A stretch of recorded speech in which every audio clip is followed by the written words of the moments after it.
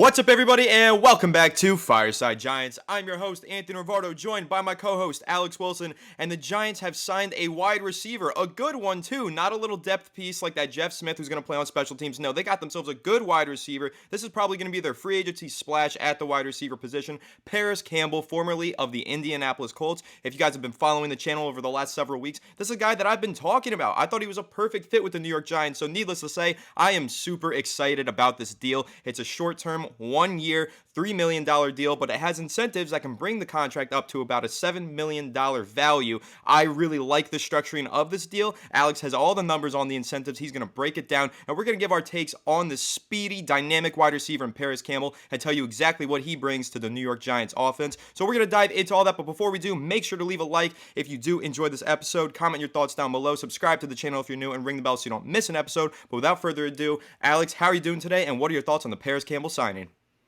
See, that's all I got. Yes, guys. Yes, playmakers, speed, explosiveness, downfield, throwing the football. This is what Parris Campbell brings to this offense. You know, they're still saying that Darius Slayton may end up coming back here, but I love this deal because the contract, as we're going to break down for you in a moment here, is laced with incentives, and that is exactly the type of deal you want on a 1-year deal, $3 million base salary. So at the very least, the Giants commit $3 million to a player who had over 600 yards last year with Matt Ryan and Sam Ehlinger as his quarterback, okay?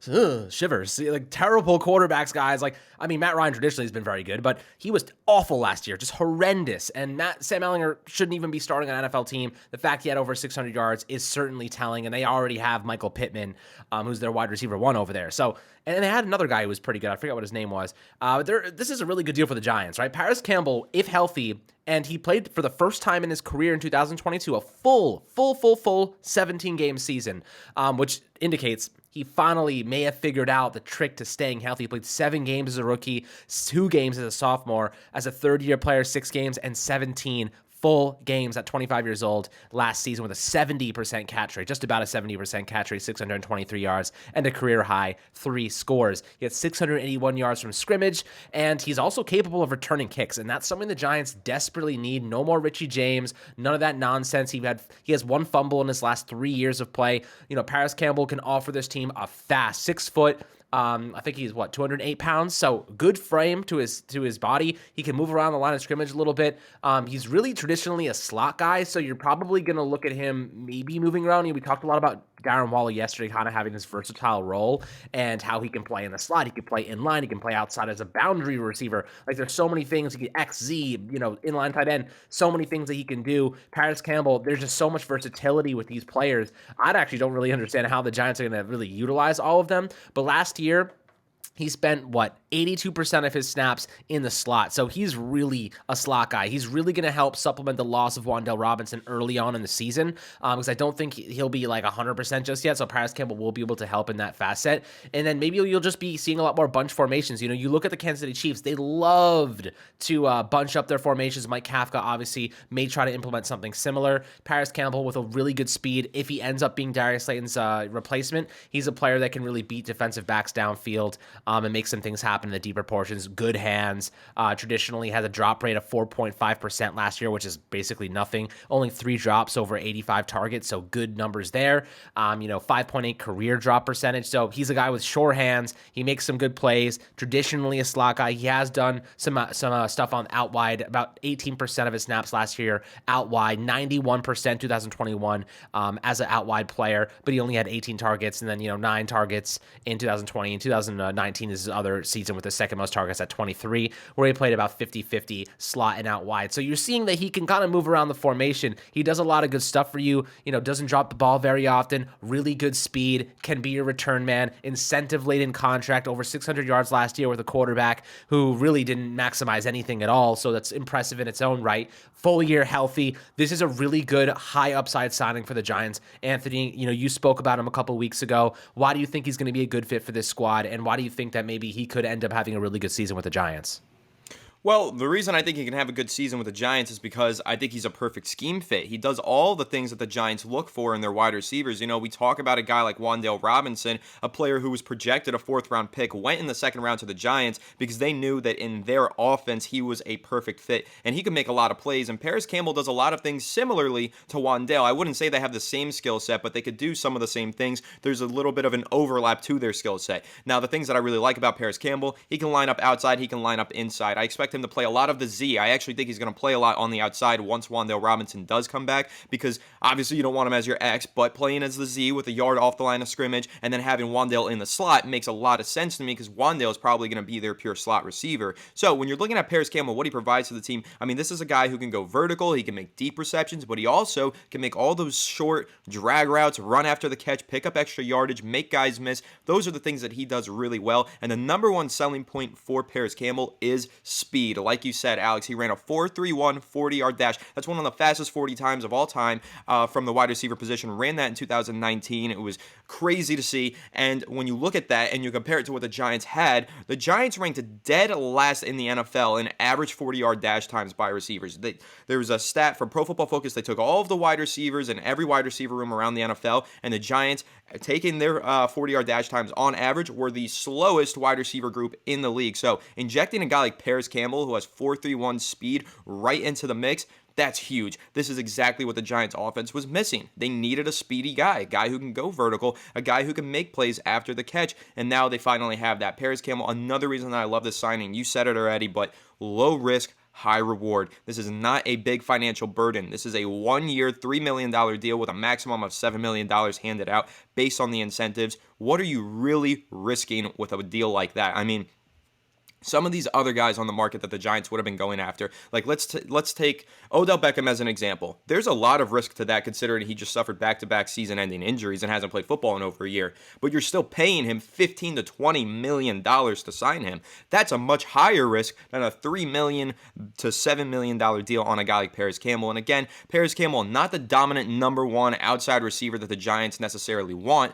but he doesn't need to be that, because he could be a really solid rotational piece, a complementary guy in the offense. And I think the way that the Giants might have to go here, because I don't think they're going to find that number one receiver unless they make some unbelievable trade for a guy like Hopkins, or if they trade up and land one of the top receivers in the draft class. I don't think they're finding that number one guy. So what they might have to do is kind of like, if you remember the Rams, when Cooper Kupp wasn't Cooper Kupp yet, and they had Robert Woods as well, and they had a few other guys, they basically had like a team of like 3 WR2s, and they all just combined together to be really solid players, multiple players going for over 1,000 receiving yards. And offense like that makes sense. That can work in the modern NFL. You don't necessarily need a number one guy. I mean, look at what the Kansas City Chiefs just won a Super Bowl with. They had a bunch of talented guys who fit the scheme and knew their job. They did their job well. They didn't have a number one dominant guy. I mean, yes, they had Travis Kelce, but look at how the Giants are building their team. It's pretty similar to what the Kansas City Chiefs had.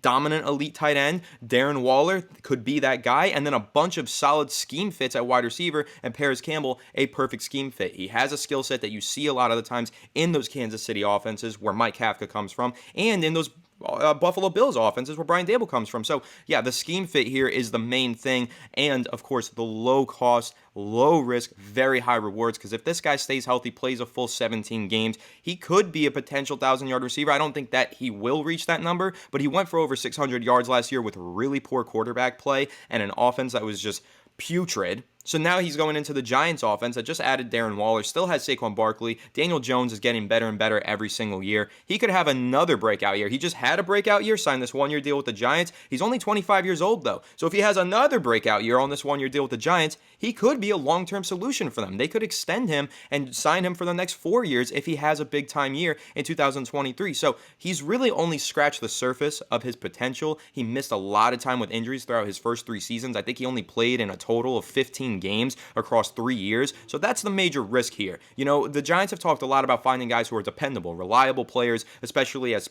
skill position players. They didn't get that here with Parris Campbell. Parris Campbell having so many injuries in his career, but they're getting a guy where if he does stay healthy, he's so young, he's so talented, he has yet to even come close to reaching his potential. So again, very low risk, very high rewards, but just kind of keying in on that injury history, Alex.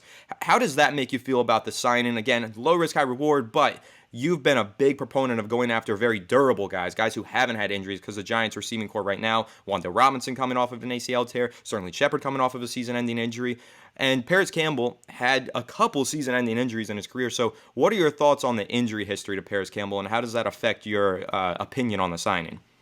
Well, like I said before, the fact that this is an incentive-laden deal makes it a lot more tolerable. You know, if there was a 1 year like $7 million deal, I'd be like, this is too much for a player who's consistently injured. But it's 1 year, $3 million with the upside, and this is the way the contract breaks down. It's a good segue into this because ultimately it's a $1.5 million signing bonus, $1.4 million base salary. So, you know, you combine those two together, obviously you get about $3 million. It's a $100,000 workout bonus, but it's $100K for each game active. So we can make up to $1.7 million additionally by playing, you know, so that's definitely a good sign for the Giants. They want to pay players who are going to be available. Go figure. That's a really good deal for us. The incentives in addition to that are up to $1.9 million, $200K for each level hit. This is essentially what's coming from Mike Garafolo. So he makes $200K for scoring 4 touchdowns. Let me remind you, he's never scored 4 touchdowns in his career, so this is already a stretch, you know? He's probably going to land right around there, if not even reach that, because you have guys like Darren Waller now. You have guys, of course, like Saquon, who's a primary touchdown guy. Daniel Jones, who can use his legs. Maybe we got and draft a receiver. You have Isaiah Hodgins, who was a touchdown merchant for us last season. So I don't even think he gets to 4. So you can already say the incentives are pretty much hard to get to for a player who's never even reached them in his career. So he gets $200K for 4 touchdowns, $200K for 6 touchdowns, and $200K for 8 receiving touchdowns. If he gets 8 receiving touchdowns, pay that man $200K, man. That's a really cheap deal for 8 touchdowns. I'll take that every single day of the week. I mean, considering Kenny Golladay got paid, $74 million for 1 touchdown, this is a really good deal for the Giants. Like I said, incentive-laden, really, really strong contract work by Joe Schoen. Once again, another masterclass deal in my opinion.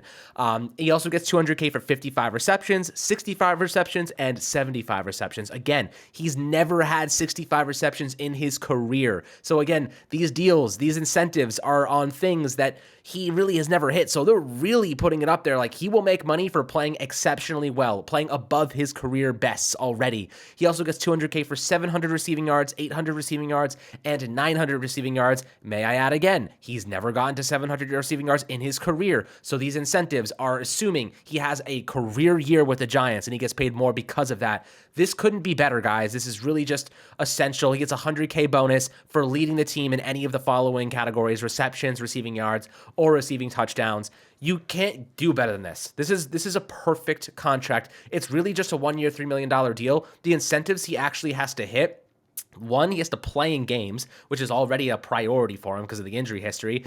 And then to go with playing in games, he actually has to produce in games. And a lot of the incentives, the baseline incentives, like the actual marks he has to hit, are career highs across the board for him. The minimums are career highs.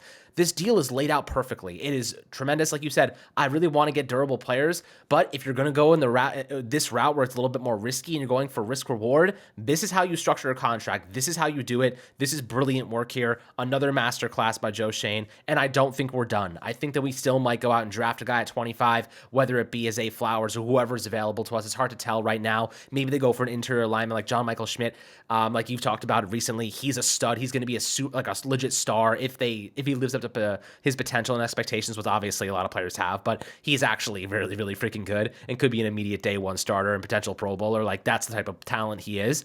And we have the coaching staff to elevate those guys. So I'm excited about it. But Parris Campbell, love this deal. He's a tremendous asset to this Giants team, and the contract, I couldn't be happier. This is exactly what the Giants needed to do, and they got it done. So I'm ecstatic right now.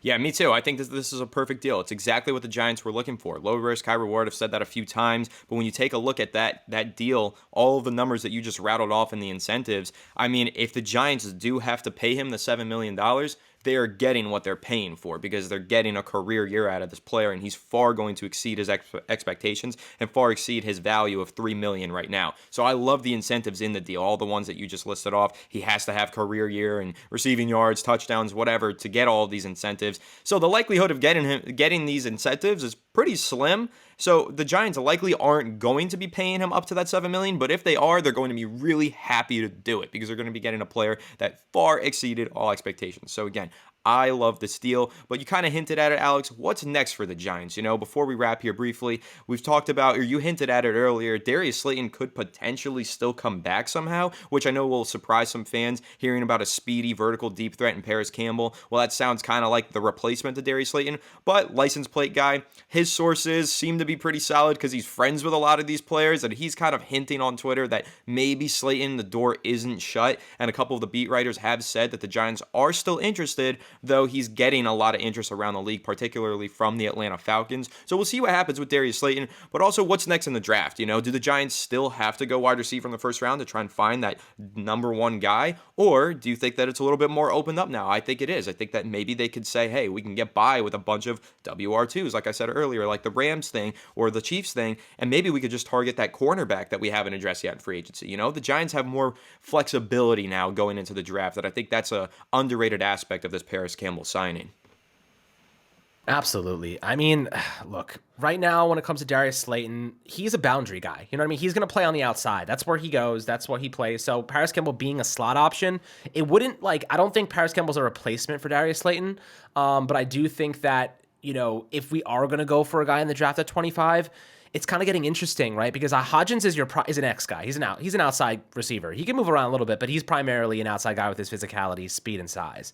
I think Waller, you can move him around, as we mentioned yesterday. And then Parris Campbell, Wandale are primary slot guys. So if the Giants are going to add a receiver, it's got to be someone that plays on the outside, right? It's got to be someone that's not going to be a traditional power slot or just a traditional smaller slot guy. A lot of people really like Zay Flowers, and I love Zay Flowers for what it's worth, but he's capable of playing on the outside and in, but in the NFL level, he's mainly, I'd probably say 75% of his snaps might be in the slot. So is he a good fit for the Giants? Maybe not. Maybe Jalen Hyatt's a really good fit for the Giants. He's capable of playing on the outside, really good route runner, really good hands, and he's got blazing speed. Obviously, Jordan Addison can play inside and out. Maybe he's your guy. Maybe you trade up and try to get Jordan Addison. There's definitely an argument to make there. Quentin Johnston, for what it's worth, based on how the Giants are piecing together their offense right now, Quentin Johnston feels like the best fit for this offense. It feels like if you want to go with two big X guys, Quentin Johnston and Isaiah Hodgins with two slot guys and Parris Campbell and Wandale, and then Waller, who you can move around the offense and just keep guys healthy. And obviously, he's very flexible and versatile in his style of play. Quentin Johnston feels like the right fit for the Giants, but Jordan Addison also feels like a really good fit. So I'm having a hard time, and I'm kind of conflicted there, but I don't think you can go wrong with either player, to be quite honest. I agree with you. I mean, it's going to be really interesting to see how this shapes out. I can't wait to break it down on the channel once we get more of a clear picture on what the Giants' plans are at this wide receiver position leading up to draft time. So make sure to subscribe to the channel if you are new and ring the bell so you don't miss an episode, because we're going to be giving you all the updates on the Giants, their free agency plans, their draft plans right here on Fireside Giants. And please make sure to leave a like if you did enjoy this episode. And like I said, subscribe to the channel if you're new. We'll catch you all on the next one. Have a good one, and let's go Giants.